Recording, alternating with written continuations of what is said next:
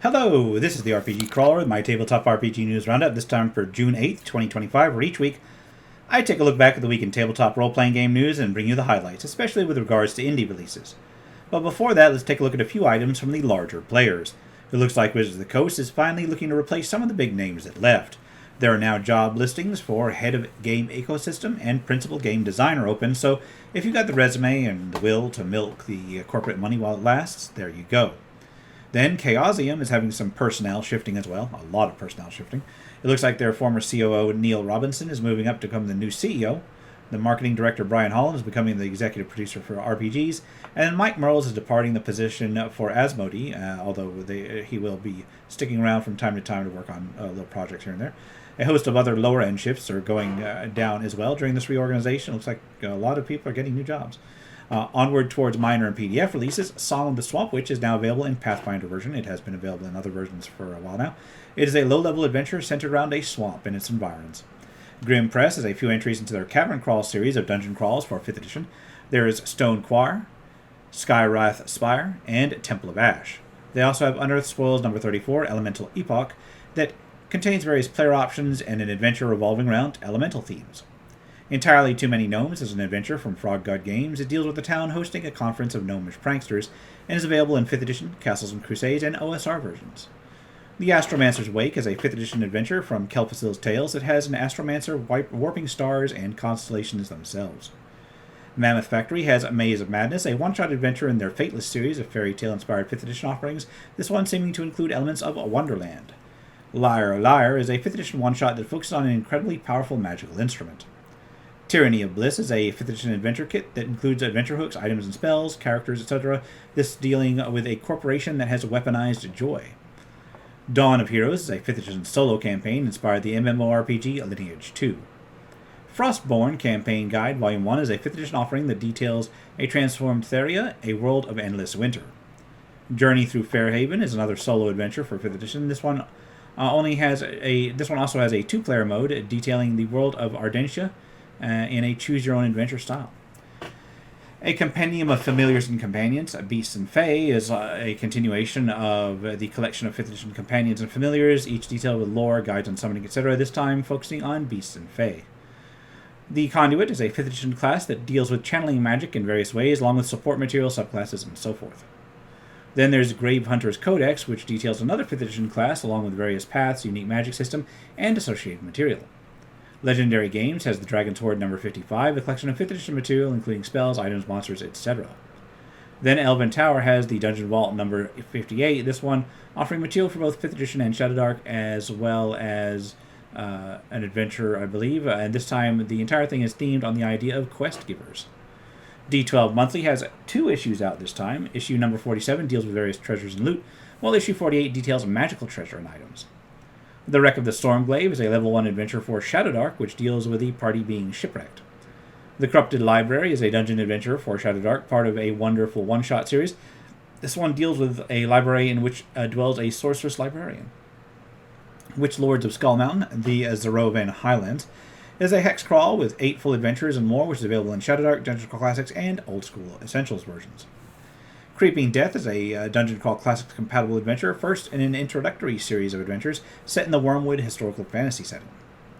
The Five Thrones Volume 1, The Throne of Shadows, is the first in what will be a series of OSR-based adventures, each detailing a territory ruled by a different absolute power. Hyena Child is an OSR sandbox campaign set around 17th century Alexandria, along with its various secrets, an 8-level dungeon within it, and 5 full adventures. The Dread Neath the Ground is a Dragonbane adventure suite, which has the party escorting the daughter of a regional governor while being chased by barbarians and an ancient evil race. Then there's the God Wolf from the Crooked Mountains, an adventure for Dragonbane that tells of a gigantic beast from the Crooked Mountains which is said to herald catastrophe. Age of Blood and Iron has a core rulebook out. It is an RPG based on the European medieval period, meant to be highly modular, able to be run as rules light or with more and more complexity. Simply Savage Bestiary is a bestiary for Savage Worlds, available in print on demand that focuses on mobile active threats.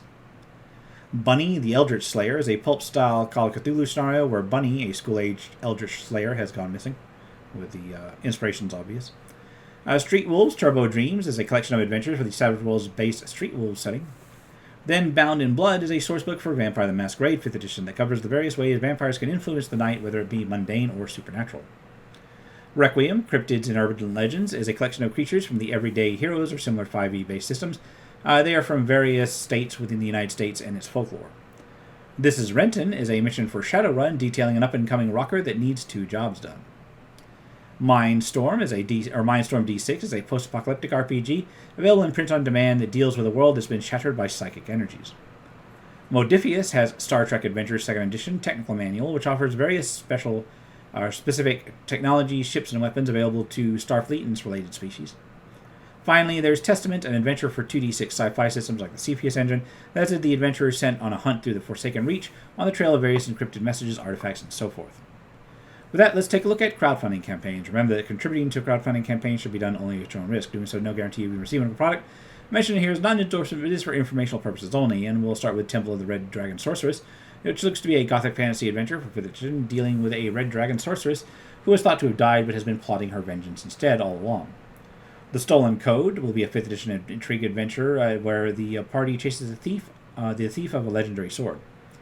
Against the Dying of the Light will be a short 5th edition adventure set in an ancient lighthouse with inspirations from the Art Nouveau movement.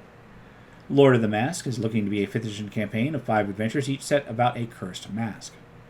100 Gothic Side Quests is looking to fund a collection of horror-themed system light side quests suited for 5th edition or any similar dark fantasy RPG.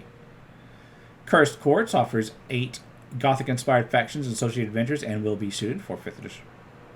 Familiars and Companions for 5th edition Elemental Constructs. It's a continuation of the 5th edition line of supplements. I just covered one, just came out now, detailing various companion creatures, this time with a focus on elementals and constructs. Vilgefort's Game's Guide to High-Level Magic and Monster Boons offers a number of 5th edition optional rules from 10th level spells and Magestone artifacts to various loot, boon spells, mage duels, and more. Book of Heroic Actions offers an expanded hero point system for 5th edition, along with various other action options for more epic story moments. Clans and Cave Lions looks to fund a 5th edition system based on the Pleistocene Europe, complete with various overhauls for primitive and prehistoric play. The Devoured Labyrinth looks to be a collection of 40 plus 1 or 2 page dungeons for the Shadowdark RPG featuring a variety of creatures. Temple of the Sheep God will be another adventure for Shadowdark, this time taking place in a single 24-mile hex with various challenges, encounters, and a temple dedicated to a sheep god. Bloodmoor will be an entire Gothic campaign setting for Shadowdark, complete with new character options, legendary monsters, etc. His Heinous Harvest is yet another Shadowdark RPG adventure, this time with survival horror mechanics and a mega adventure that revolves around an isolated puritanical backwater colony. It looks like there's another double feature campaign to continue the Delver and Ruin zines, this time for Delver 18 and Ruin 7. Delver is an OSR zine, long-running one, that especially for old school essentials, and Ruins is more focused on Shadowdark RPG. Yokai Bestiary for Old School Essentials will be a collection of spirits, demons, and monsters for that OSR system based on Japanese folklore, complete with lore, backgrounds, etc. Free League is looking to fund 2 new supplements for Dragonbane. One is to be Arcane, which will detail the City of Waves and its surroundings, and then Book of Magic will offer more schools of magic for that system. The Maiden's Isle will be a third-party adventure for Dragonbane, this one about a rescue party on a mysterious island. Sage and Steel looks like it'll be a traditional fantasy RPG system, this one meaning to mix narratives with the sort of old-school fantasy tropes. Nightwatch is looking to fund a steampunk tabletop RPG along with a city setting in a 19th century inspired steampunk world full of anomalies, aliens, monsters, etc. Fright Show Classics is looking to fund some more adventures for the Gothic tabletop RPG system, with each one inspired by various classic horror tropes. Finally, there's Return of the Living Dead official tabletop RPG, adapting that classic cult horror show to the Everyday Hero system. And with that, I will wrap things up here. This has been the RPG Crawler, my tabletop RPG news roundup. As always, links will be below. If you like what you've seen, remember to leave a like, comment on your feedback, and subscribe for more RPG content. Until next time, take care and goodbye. And if you are still watching, I would like to take the opportunity to thank my supporters, the top tiers of which are listed on the screen, without whose support I would not have been able to offer the variety of content that I have on this channel throughout the years. If you're feeling particularly generous and would like to join them, you can support the channel. There are a variety of options to do so. I have a Patreon, a Subscribe Star, as well as channel memberships enabled. If you are not in a position to contribute, simply leaving a like, a comment, or sharing my videos are all wonderful ways to help the channel grow without spending a dime, and are all greatly appreciated.